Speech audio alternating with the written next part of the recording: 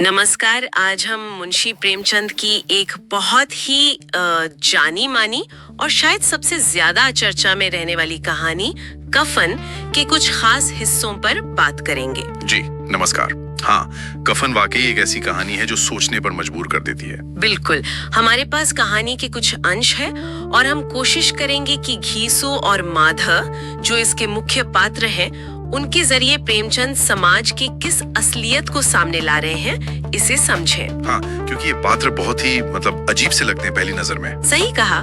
कहानी की शुरुआत ही देखिए कितनी चौंकाने वाली है।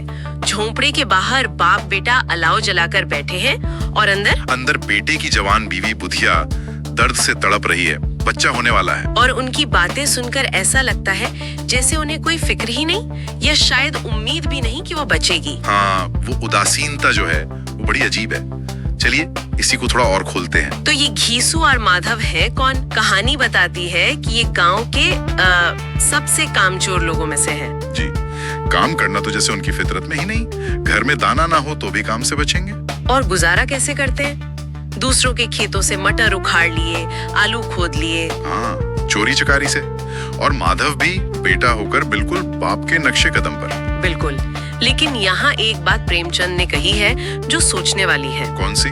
वो कहते हैं कि जिस समाज में दिन रात मेहनत करने वालों की हालत भी कुछ खास अच्छी नहीं थी, वहाँ अगर घीसू और माधव जैसे लोग पैदा हो गए तो कोई ताज्जुब की बात नहीं। हाँ, ये एक बड़ा पॉइंट है।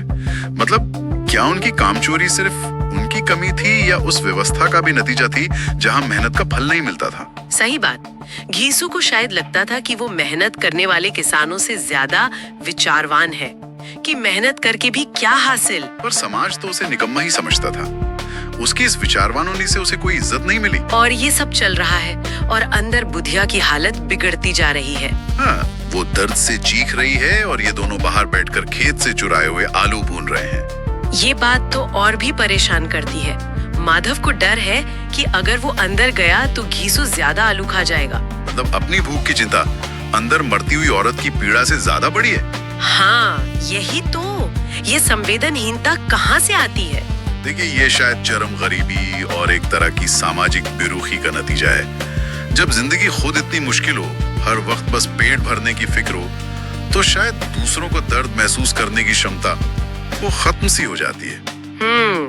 उनकी दुनिया शायद बस वो अलाव और वो आलू उसी तक सिमट गई थी। बिल्कुल, वो बस इंतजार कर रहे थे कि ये सब खत्म हो, वो मर जाए तो वो आराम से सो सकें। सुनने में भयानक लगता है, पर शायद यही सच था। और फिर सुबह वही होता है जिसका उन्हें अंदाजा था। बुधिया मर चुकी है। पेट में बच्चा भी मर गया था। और फिर अचानक दोनों छाती पीट पीट कर रोना शुरू कर देते हैं। हाँ, जोर जोर से। पड़ोसी आते हैं, पूछते हैं क्या हुआ। और तब सवाल उठता है कफन का, लकड़ी का, पैसे कहाँ से आएंगे। बिल्कुल, अब उनके पास एक नया काम है, पैसे मांगना। वे गांव के जमींदार के पास जाते हैं। जमींदार उन्हें जानता है, नफरत भी करता है। हाँ, लेकिन फिर भी रस्म निभाने के लिए शायद लोकलाज के डर से 2 रुपए फेंक देता है। और गांव के बनिए महाजन दूसरे लोग भी, कोई 2 आना कोई 4 आना, ऐसे करके करीब 5 रुपए जमा हो जाते हैं। जी, समाज भी अपनी जिम्मेदारी निभाता है, भले ही मन से ना सही।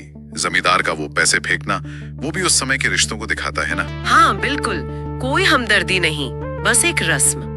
खैर, पैसे मिल गए, अब कफन लाना है। दोनों बाजार जाते हैं कफन खरीदने। लेकिन होता क्या है, कपड़े की दुकान की तरफ जाते जाते उनकी नजर पड़ती है एक मधुशाला पर, शराब की दुकान। और वो वहीं खिंचे चले जाते हैं। अंदर घुस जाते हैं और फिर वो सारे पैसे जो बुधिया के कफन के लिए जमा हुए थे, वो शराब, पूड़ी, चटनी, भुनी हुई कलीजी, इन सब पर खर्च कर देते हैं। ये कैसे हुआ? मतलब अभी तो वो रो रहे थे, कफन के लिए पैसे मांग रहे थे। ये शायद कहानी का सबसे अहम मोड़ है। क्या ये सिर्फ उनकी नीचता है या इसके पीछे कुछ और भी है? वो तर्क क्या देते हैं? घीसू कहता है कि कफन तो लाश के साथ जल ही जाता, किसी के काम नहीं आता। हाँ, और वो ये भी कहता है, कैसा बुरा रिवाज है कि जिसे जीते जी तन ढांकने को चीथड़ा भी न मिले, उसे मरने पर नया कफन चाहिए। ये बात तो सोचने वाली है।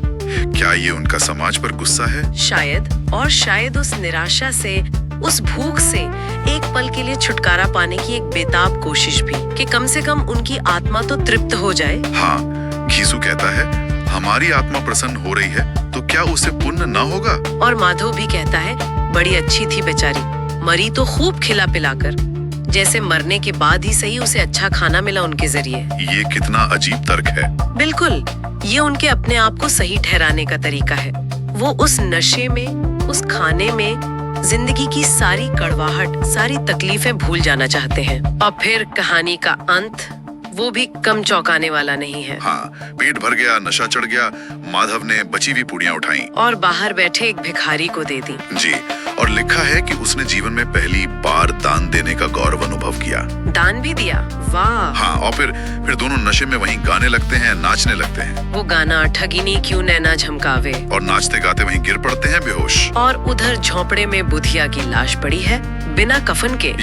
यही वो भयानक विरोधाभास है जो प्रेमचंद दिखाते हैं। एक तरफ मौत और बेबसी, दूसरी तरफ उसी मौत के नाम पर मिले पैसों से हासिल किया गया क्षणिक सुख और नशा। तो ये कहानी कफन हमें घीसू और माधव जैसे पात्रों के जरिए कहाँ ले जाती है?